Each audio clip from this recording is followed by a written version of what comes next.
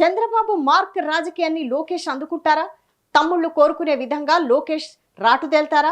ప్రస్తుత పరిస్థితుల్లో జగన్ పొలిటికల్ వ్యూహాన్ని లోకేష్ ఛేదిస్తారా? 2029 ఎన్నికలే చినబాబు పతనానికి అసలు పరీక్షణ. బాబు అనుభవమే రాష్ట్రానికి శ్రీరామ రక్ష అని పవన్ చెబుతున్నా, ఇలాంటి సమయంలో లోకేష్ తన మార్కును ఎలా చూపిస్తారు? అసలు లోకేష్ ముందున్న సవాళ్లేంటి?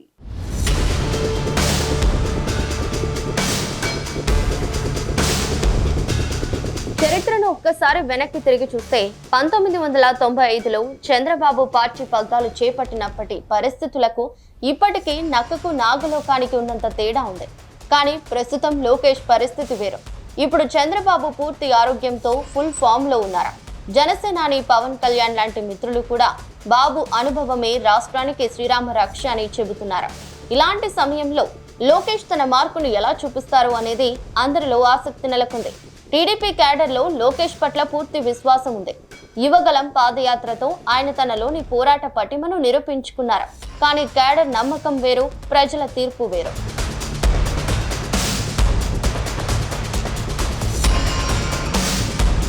రాజకీయాల్లో అనుభవానికి మించిన ఆయుధం లేదు. లోకేష్ ముందున్న ప్రధాన అడ్డంకి ప్రత్యర్థి జగన్మోహన్ రెడ్డి. జగన్ కున్న సుదీర్ఘ రాజకీయ అనుభవం, విపక్ష నాయకుడిగా ఆయన చేసిన పోరాటాలతో పోలిస్తే లోకేష్ ఇంకా జనంలోకి తన బలాన్ని పూర్తి స్థాయిలో పంపాల్సి ఉంది. 2029 ఎన్నికలే లోకేష్ నాయకత్వానికి అసలైన అగ్ని పరీక్ష. అభ్యర్థుల ఎంపిక నుంచి మేనిఫెస్టో రూపకల్పన వరకు అన్ని ఆయనే పర్యవేక్షించాల్సి ఉంటుంది. గతంలో జగన్ పాలనలోని లోపాలు కలిసి వస్తాయని అనుకున్నా రాజకీయం ఎప్పుడూ ఒకేలా ఉండదు. సంక్లిష్టమైన సమీకరణాలను ఛేదించడంలో లోకేష్ ఎంతవరకు సఫలమవుతారో.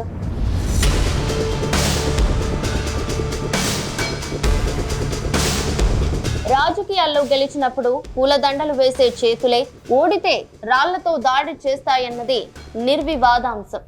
లోకేష్ ఈ నిజాన్ని అడుగడుగునా గుర్తుంచుకోవాలి. ఇప్పుడంతా ఆహ్లాదంగా అనుకూలంగా కనిపిస్తున్న తెర వెనుక రాజకీయ చదరంగం చాలా వేగంగా మారుతోంది. కేవలం చంద్రబాబు కొడుకుగా కాకుండా ఒక స్వతంత్ర నాయకుడిగా ఎదగడమే ఆయన ముందున్న ఏకైక మార్గం.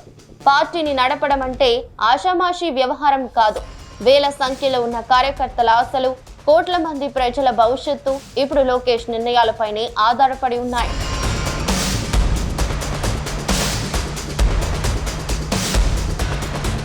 మంత్రి లోకేష్ ఇప్పుడు ఒక సంధి కాలంలోనే ఉన్నారు.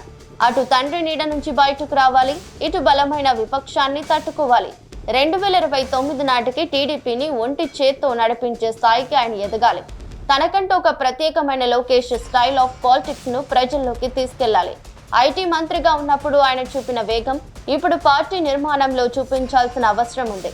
సంక్లిష్టమైన ఈ రాజకీయ ప్రయాణంలో లోకేష్ విజేతగా నిలుస్తారా?